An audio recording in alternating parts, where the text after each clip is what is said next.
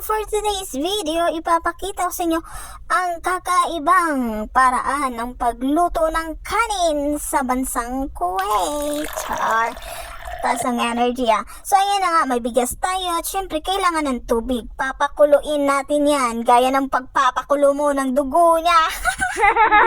So ayan na nga, syempre hindi yan kukulo pag hindi ilagay sa apoy. Oo, so lalagyan natin ng asin para magkaroon ng lasa ang inyong relasyon. Syempre. So ayan na nga, on mo yung apoy. Siyempre, hindi naman yun maluluto yung kanin natin pag walang apoy. Ano yun? Magic? So, yun na nga. Yung rice natin, binabad natin yan ng 1 oras sa tubig. Tapos, lalagyan ng 1 kutsarang asin. Pag 2 tasa naman ng kanin, 2 kutsara na asin. Ganun lang yung measurement. Tapos, tatakpan ko yan. Kasi, ayan, oh. Yung maingay, makulit na ibo na yan. Yung mga dumi niya pupunta dun sa kanin. So pagkatapos na nga pagkumulo, ilalagay mo yung kanin. Tapos pag halo-haluin mo yung tubig at saka kanin, pero wag masyadong haluin, baka basag-basag yung kanin. Sabi ni Madam, "Shunuhara." So, pag nag-start ka na naglagay ng kanin doon sa tubig, huwag mong iiwan. Di gaya ng ginawa ng boyfriend mo, iniwan ka pagkatapos ng lahat. Char!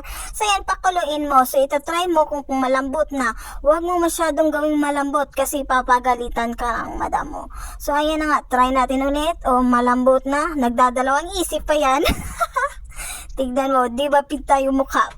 Sa pagluluto ng kanin nila, kailangan hindi masyadong malambot, hindi rin masyadong matigas, yung tamang-tama lang.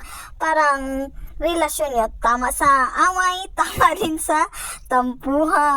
So pag nasa tamang lambot na, isalin mo yung kanin. Lagay mo sa strainer para maghiwalay yung tubig tsaka kanin. Yun nga, yung kanin at tubig naghihiwalay, kayo pa kaya? Bad. So ayan na nga, ilalagay mo ulit sa kaldero, tapos yung nasalin mo na tubig, itignan mo kung meron pang kanin, tapos ibalik mo, baka kasi makita ni Madam, sabihin ni Madam, ano yan, nagsasayang, char. So ayan na nga, dapat may prepare kang 1 kaldero, tapos isasalin mo na naman. Sus, ang daming hanash, girl.